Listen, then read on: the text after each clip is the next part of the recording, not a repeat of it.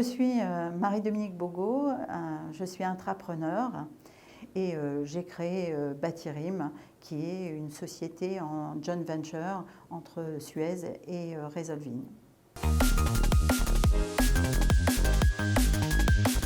C'est une solution digitale qui est mobile et collaborative pour optimiser la rénovation et la déconstruction des bâtiments au service de l'économie circulaire. On récupère un plan qui peut être, alors vraiment n'importe quel plan, ça peut être un plan de sécurité, comme ça peut être une maquette 3D. On l'implémente en fait dans l'outil digital et ensuite on va travailler sur une tablette qui va être mobile. On va récupérer toutes ces données sur une tablette mobile et à partir de là, on peut aller faire l'audit avec les outils qui sont sur la tablette. On est capable d'avoir, à partir d'une nomenclature qu'on a rentrée au départ, avec une bibliothèque d'objets et de matériaux, de reconstituer tout le bâti. Et comme c'est sur plan et c'est digitalisé, eh bien, le déconstructeur peut utiliser entièrement toute la donnée et les plans pour faire sa déconstruction.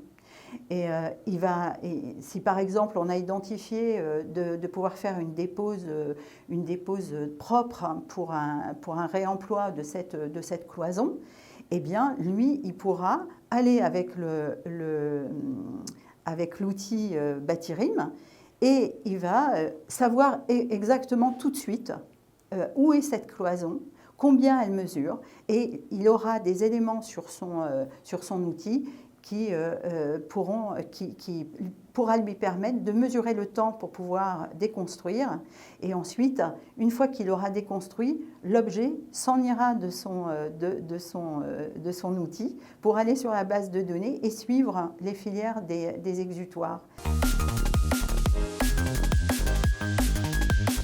On a un réseau d'acteurs du réemploi avec lesquels on travaille et on va pouvoir faire les meilleures propositions en fonction des équipements et des objets qui vont être dans le bâtiment. Et ensuite, sur la partie du recyclage, comme on a notre passé économie circulaire, on connaît très bien les filières pour pouvoir les repérer et être le plus proche possible du chantier.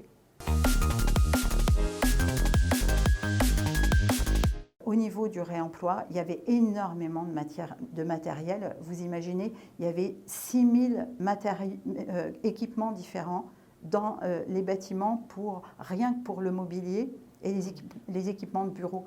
Et on l'a fait aussi pour tout ce qui était des matériaux et des équipements des équipements de corps d'état architecturaux ou techniques.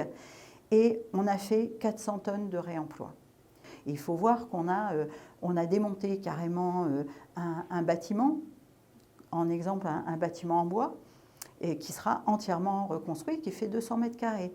On a pu récupérer des livres qu'on a pu sauver, qui étaient entre du XVIIIe et du XIXe siècle. Donc on a pu sauver un certain nombre d'équipements qui permettaient d'aller pour des refuges pour des gens en difficulté, etc. Ces 400 tonnes de réemploi, c'est une première en France. Et ce qu'il faut voir, c'est que jusqu'à maintenant, on était sur soit quelques tonnes de réemploi, jusqu'à des dizaines de tonnes de réemploi. Pour la première fois, on est passé en plusieurs centaines de tonnes. Et je pense que c'est une première et ça va permettre, avec l'exemplarité de ce projet, de montrer à d'autres acteurs que c'est possible.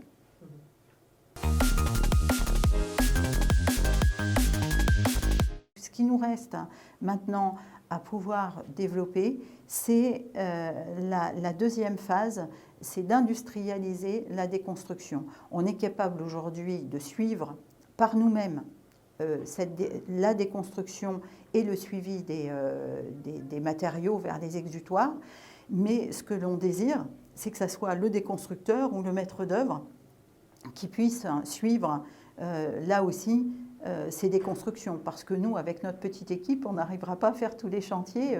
Il y en a à peu près sur des déconstructions. Il peut y en avoir jusqu'à 10 000 20 000 par an. On ne pourrait pas répondre à toutes ces sollicitations. Donc l'intérêt de notre démarche, c'est de mettre en place des outils qui seront mis à disposition d'acteurs sur le marché.